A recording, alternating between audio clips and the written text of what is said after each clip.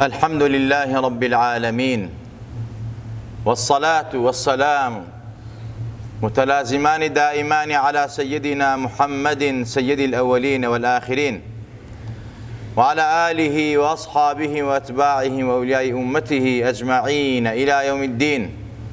اللهم ربنا آتنا في الدنيا حسنة وفي الآخرة حسنة وقنا عذاب النار.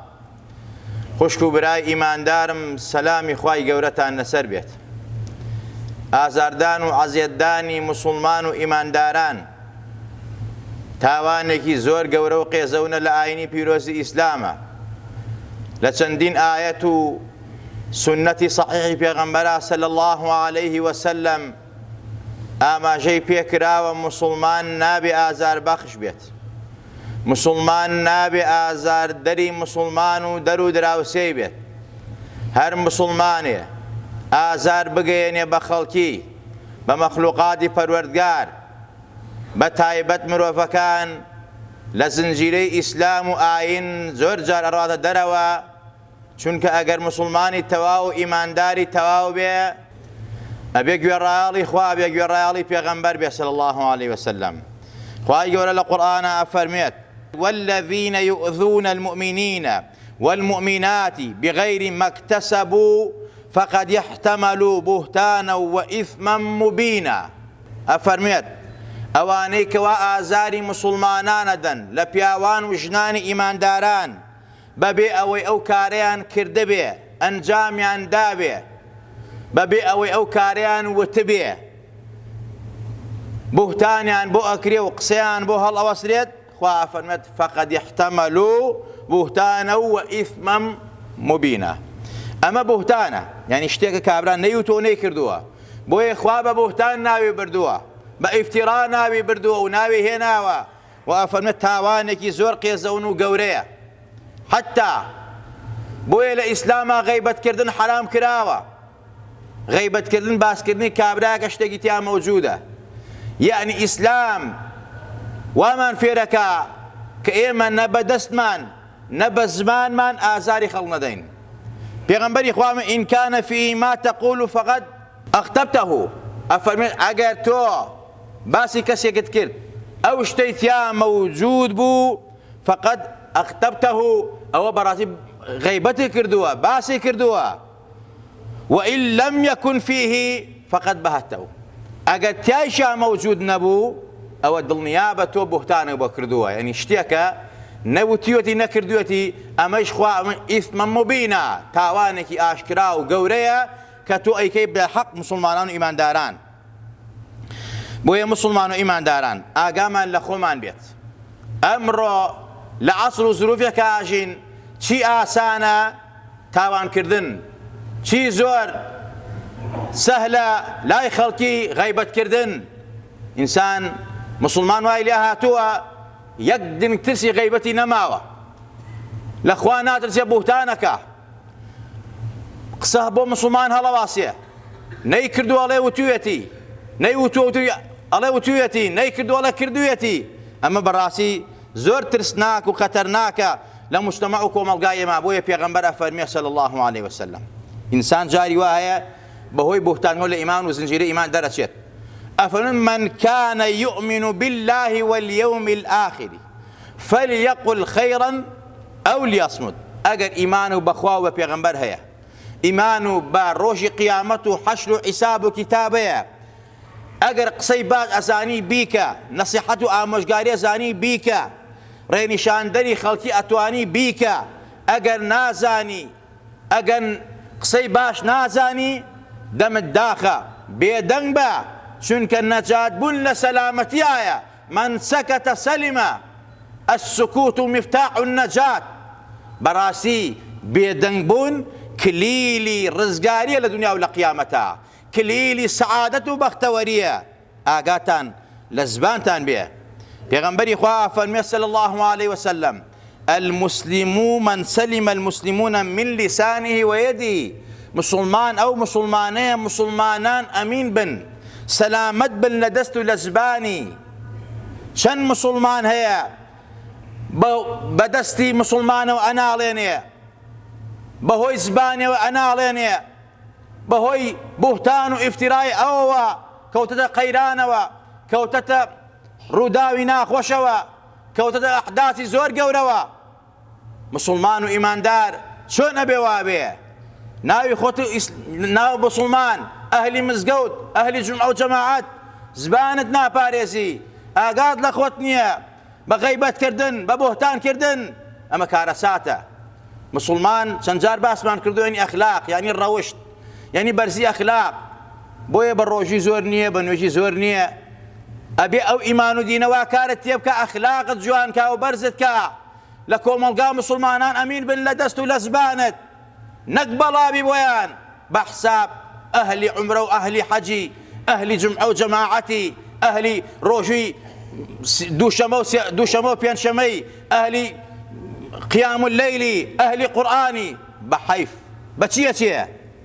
هەر هەمووی بەڕاستی هەباء منثورایە. بۆ کوێ ڕوا؟ بۆ ئەو کەسێ تۆ بۆتانت بۆ کردووە، غەیبەتی بۆ کردووە. ئەمە تاوانێکە زۆربەمان تێیەکەوین و ئاگاشمان لێ نییە. یعنی بەڕاستی وەکڵێ حماڵین بۆ خەڵق، عیبادەتمان، خێرەکانمان هەر هەمووی ئەڕوا بۆ کوێ؟ بۆ وانەی کە ئێمە قسەمان پێوتون و غەیبەتمان کردن و باسمان کردن و بۆتانمان بۆ کردوون. بۆیە مفلیسی قیامەتین. چەندین جارمان ئاگامان لە خۆمان بێ مفلیسی قیامەت نەبین. پێغەمبەرە فەرمێت: المسلم أخو المسلم لا يخذله ولا يحقره، كل المسلم على المسلم حرام دمه وماله وعرضه. پێغەمبەری خوا فەرمێت مسلمان برای مسلمانە، مسلمان ناڕوشێنێ، خەجاڵەتی ناکە، تووشی خەزلان و ڕسوایی ناکە، بەکەم سەیری ناکە، ڕێزی لێگرێت، حورمەتی لێگرێت. هەموو مسلمانێک لەسەر مسلمان حرامە. چی لەسەر حرامە؟ خوێنەکەی، ماڵەکەی، ناموسی، یعنی لەسەر مسلمان حرامە ئاگای لە خۆی بێ. ماڵی مسلمان بە مسلمان حرامە، کوشتنی حرامە، عیرز و ناموسەکەیشی حرامە ئاگاتان لێ بێ. ناموسی خەڵک بپارێزن، باخوا ناموستان پارێزێت. باسی شن و کچی خەڵکی مەکەن، باسی کوڕی خەڵکی مەکەن، ئاگاتان لە زبانتان بێ، باخوا خەجاڵەتان نەکات.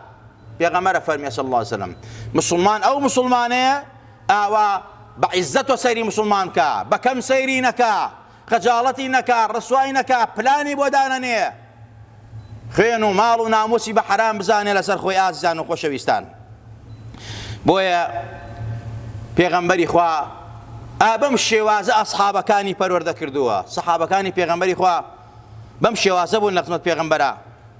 پێغەمبەر پێی فەرموون کەفا بالمەرئی ئیثما ئەن یحەدیث بكل ما سمع. ئاگاتان لە خۆتان بێ، کافیە و بەسە بۆ ئینسان بەڕاستی تاوانێکی وا گەورە هەر شتێکی بیستێک سەر بڵاوی کاتەوە. ئەو کابرای بوتان چیە؟ چەند تاوانبارە، چەند گوناهبارە. تۆی مسلمانیش کە گوێبیستی ئەبیت و بڵاویەکەیتەوە، هەردووکتان وەک یەک تاوانبارن. بۆیە کاتێک کە ئینسان هەواڵێکی زانی باسی کەسێکیان ناکرد لەو مجلسە بەجێ بێڵێ، یا بوتانن بۆ کەسێک کرد گوێی لێبوو، بەڕاستی وازی لێبێنێت کە ئەنەما هیچی نەبیستووە بۆی کە گوناهبار نەبێت.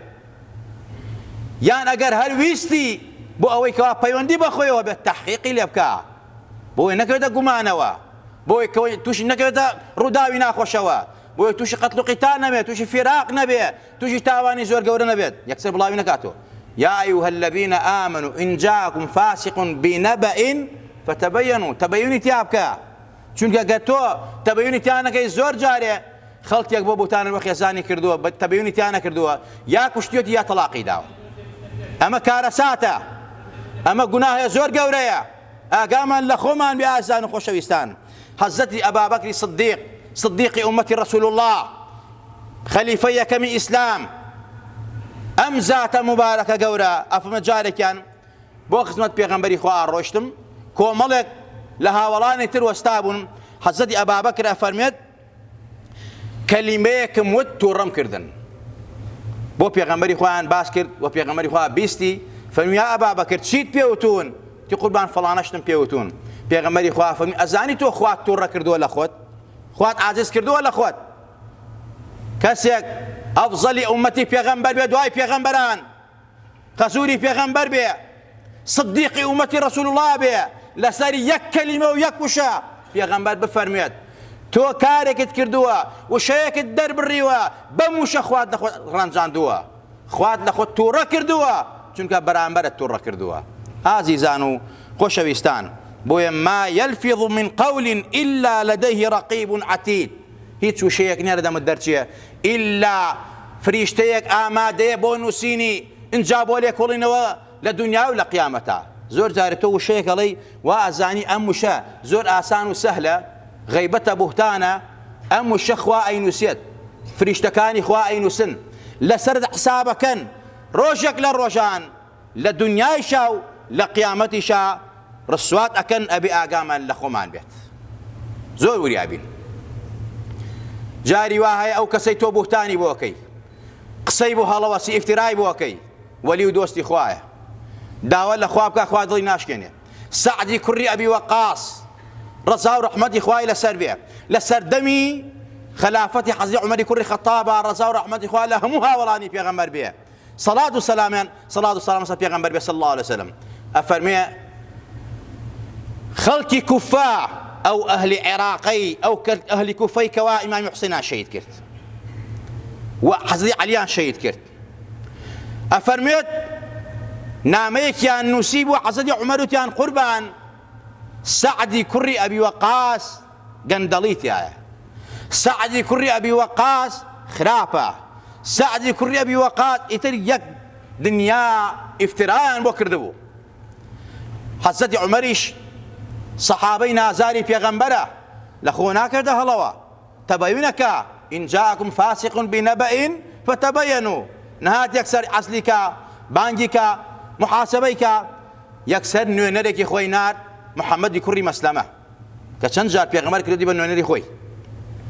فەرمی محەممەدی کوڕی مەسلەمە تۆ باوەڕ پێکراوی پێغەمبەری صلی الله عليه وسلم، وەرە بچۆ بۆ کوفە تەحقیقێکی ئەم نامە بکە، وردەکاری چاکی تیا بکە بزانە ئەم نامە چۆن نێنراوە و چۆن هاتووە کێ ناردوێتی، ئەهلی کوفە چۆنن بەرامبەر سەعدی کوڕی ئەبی وەقاس. ئایا ئەو گەندەڵانە لەوا هەیە کاتێکەوە محەممەدی کوڕی مەسلەمە و نوێنەرەکانی حەزری عومەر ڕۆشتن و تەحقیقیان کرد بە وردی، ئەزان ئەمانە هەموو ئیفتیرا و درۆیە، بۆم زاتە کراوە، چونە ناو مزگەوت خەڵکیان کۆ کردەوە، خەڵکینە سەعدی کوڕی ئەبی وەقاس پیاوە چۆنە، پیان پیاوە نەجیبە، پیاوە عادلە، پیاوە دادپەروەرە، پیاوە مبارەکە، زۆر سەریان سوڕما نامەیان ناردووە و باسی گەندەڵیان کردو و ئێستاش ئەشمابیلاکەن بۆی، ئێستاش وەستو سەنایەکەن.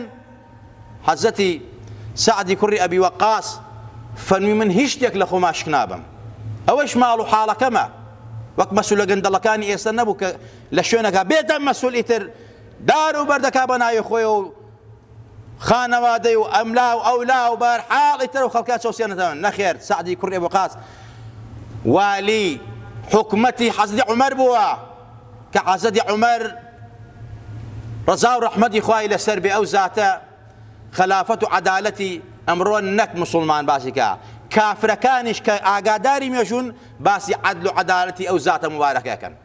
بەرحاڵ محەممەدی کوڕی مەسلەمە لە بازارە خەڵی کۆ کردەوە، لە مزگەوتا خەڵی کۆ کردەوە، وتیان سەعد پیاوی چاکە. لە ڕۆژی جومعە خەڵی کۆ کردەوە، نەفەرێک هەڵسا وتی من گلێیم لە سەعدی کوڕی ئەبی وەقاسەیە، گەندەڵی تایە، نەعەدالەتی تایە، زوڵم و ستەمەکە.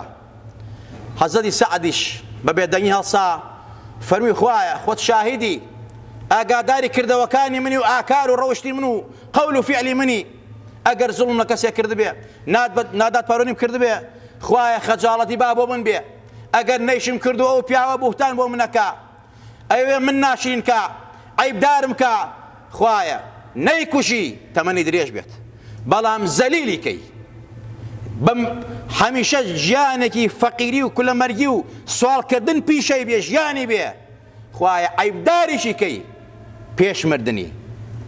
سەعدی کوڕی ئەبی وەقاس وەفاتی فەرموو، حەزەتی عومەر وەفاتی فەرموو، ئەو پیاوە تەمەنی درێژ بوو، وەکو ئەهلی کوفە باسەکەن، ئەو پیاوە تەمەنی درێژ بوو، وای لێ هات پشتی چەما بووە، سواڵیە کرد، فەقیر بوو، هەژار بوو، نەدار بوو، دەستی بۆ ئافرەتی خەڵکیە برد، چەند جار تێنەڵەدا لێنەدا لەسەر ئەوەی کەوا بێناموسیەکە دوو لە ڕووی جەنابتان.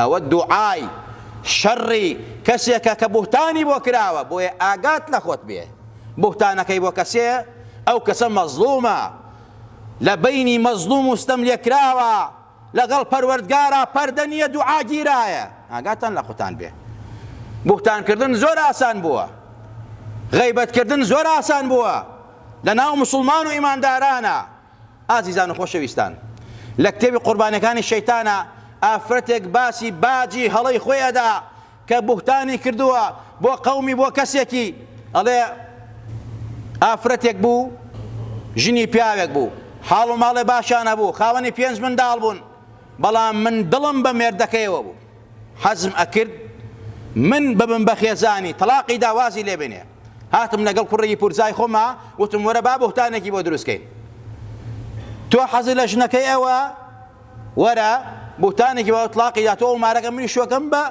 مێردەکەی و ئێتر هەردووکمانەکەین بە ئاواتی خۆمان بەرحاڵ ئەڵێ پلانێکمان داڕشت نەخشەیەکی شەیطانی شەیطان وەزیر و گەورەمان بوو مشاوەرەمان پێ کرد کارەکەمان کرد سەری گرت ئەم پیاوە ژنەکەی خۆی تەلاقدا خاوەنی 5 منداڵ بەرحاڵ بەڵام ئەو پیاوە منی نەهێنا هەر لای ژینەکەدەوە لای منە چونی دڵی بە منەوە نەبوو من حەزم لەوە کرد چوو ئافرەتەی تری هێنا ڕێک و پێک ماڵ و حاڵێکی تری دروست کرد و هەروەها ژنەکەی شووی کرد بە پیاوێکی محتەرەمی دەوڵەمەندی سەرمایەداری دەسڵاتدار ژیانی باشتر و چاکتر بوو بەرحاڵ ئەڵێ منیش تووشی خوای گەورە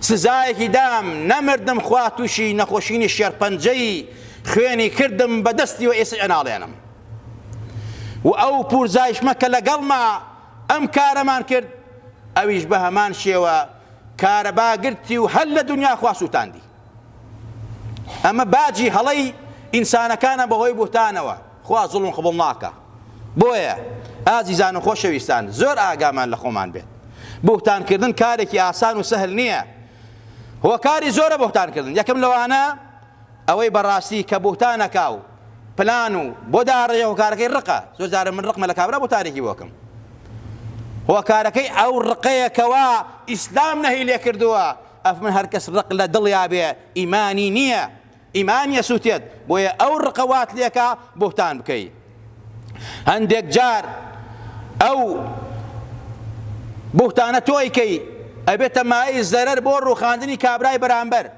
لەوچە خۆی بکوژێ لەوچە نەفیکرێ لە وڵاتە لەوچە بە زوڵم بگیرێت ئەمانە هەر هەمووی تاوانەکەی لەسەر تۆیە کە وات لێ کردووە ئەم کەسە ئەم هەموو بەڵا بەسەریەوە بێت و هەروەها گومانی خراوە بەرامبەری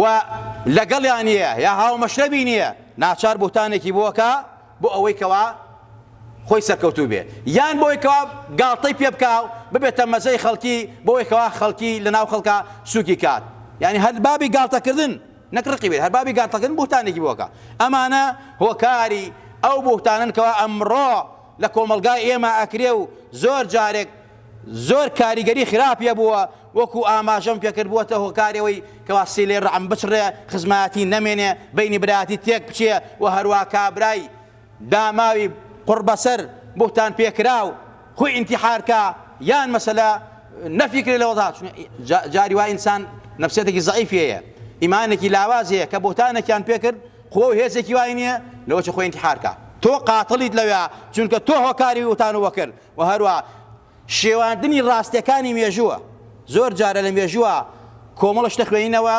کەسێک مەسەلێ باسی قاعیدەیەکە باسی گەورەیەکە باسی پیاوچاکێکە سیرەکەی بوهتانێکی بۆ کراوە بۆ بوهتانە ناشرین کراوە تۆ سەیری قورئان کە لە قورئانە باسی حەزرەتی موساکە قارون بوهتانی بۆ کرد باسی پێغەمبەری ئێمەیەکە خێزانەکەی حەزرەتی عایشە پاکترینی ئافرەتی سەر ئەرز منافقەکان بوهتانیان بۆ کرد کەواتە بوهتانکردن سیفەتی کافر و منافقەکانە ئازیزان و خۆشەویستان هەر کەسێ بوهتان چی بێ یا منافقە یا کافرە بۆی ئاگامان لە خۆمان بێت چونکە ئەمە سیفەت و ئاکار و ڕەوشتی ئەوانە خوای گەورە لە هەموو لایەکمان ڕازی بێ خوا لە هەموو لایەکمان خۆش بێ خوای عاقیبەتمان بەخێر بێڕی خوای دەم و زبانمان بە زیکری خۆت پاراوکەی خوای قەول و فعلمان یەکێک بێت یا ربی خوای گیان لەم منهەجە جوانە لەم شەریعەتە تێمان گەیەنی یا ربی خوای بەس نوێژ و ڕۆژ نەبێ عیبادەتی ئێمە نوێژ و ڕۆژەکە بمانگەنەوە لە گوناه و لە تاوان ڕەمز نەبێ عادەت نەبێ عیبادەت بێ پەروەردگارە. خوای لە باوکو دایکمان خۆش بە، خوای لە مردوون ویلایەکمان خۆش بە، خوای عاقبەتی ویلایەکمان بەخێر بێڕە، خوای بە ئیمان و دینەوە بمانژێنەوە، بە ئیمان و دینەوە زیندوومان کەرەوە. یا ربی خوای گیان لێتە پاڕێنەوە بە ئیسمی عەزەمی خۆت ئەوانەی داوای دوعای خێران لە ئێمە کردووە. خوای ئەگەر نەخۆشیان هەیە خوای شفای عەجۆ پلیان بۆ بنێرە. خوای گیر و گرفتیان هەیە، مەشاکیلیان هەیە، بەڵاو مصیبەت بەسەریانەوەیە، خوای ڕەحمیان پێ بکە، خوای لە بەڵاو ئێمەش ئەوان ڕزگارکە. یا ربی خوای شیفای نەخۆشی ئێمە ئەوانیش بە، ئەگەر منداڵێنە خوای منداڵی ساڵحیان بەرێ، ئەگەر هەیانەوە ساڵحێنە خوای بۆیان ساڵحەکە، خوای مناڵی هەموو لایەکمان ساڵحەکەی. یا ربی خوای لێتە پاڕێنەوە بە ئیسمی عەزەمی خۆت ئەوانەی فەقیرن هەژارن داماون نەدارن، خوای دەرگارش ڕۆزیان لێ بکەرەوە، خوای دڵی دەوڵەمەندەکانمان زیاتر فراوان کەی، ویسعەتیان پێ بدەی، هاوکاری فەقیر و هەژارەکان بن. یا ربی خوای ئەوانەی کەوا دڵسۆزی شریعەتەکەی تۆن، دڵسۆزی مسلمان و ئیمانداران و فەقیر و هەژارانن، یا ربی خوای زیاتر بژێنە بەسەریانە، یا ربی خوای بەرقەراریان کە، یا ربی خوای خێر و سەدەقەیان بۆ کە دەفعی بەڵاو مصیبەت و شیفای نەخۆشەکانیان. یا ربی خوای ئەوانەی ماڵەکانی تۆ ئاوادانەکەنەوە، ئەوانەی خزمەت بە مزگەوتەکانەکەن، ئەوانەی خزمەت بەم شریعەتەکەن، ئەوانەی خزمەت بەم مزگەوتی ئەمەکەن، یا ربی خوایان لێتە پاڕێنەوە خێر و بەرەکەی دین و دنیا بژێنە بەسەریانە. یا ربی خوای بەرقەراریان کە، یا ربی خوای بیکە کەشتی نەجاتیان، شیفای نەخۆشییان، عیزەتی دین و دنیایان. یا ربی خوایان هەموو لایەکمان لە بەڵاو مصیبەت و تاوان و گوناه پارێزراوکە، بە تایبەت تاوانەکانی زبان، تاوانەکانی لیسان. یا ربی خوای لە بوتانکردن پارێزراومان کەی، لە غیبەتکردن پارێزراومان کەی. یا ربی خوای دڵ و دەروونمان ڕوون کەیتەوە، دڵ و دەروونمان پاک کەیتەوە، ڕق و قینەیتیانەڵی بەرامبەر بە یەکتری، بەرامبەر بە مسلمانان، بەرامبەر بە ئیمانداران. یا ربی خوایە ئەوانەش کەوا خویان کردەوە بە غیبەتەوە، بە بۆتانکردنەوە، خوای هیدایەتیان بەی.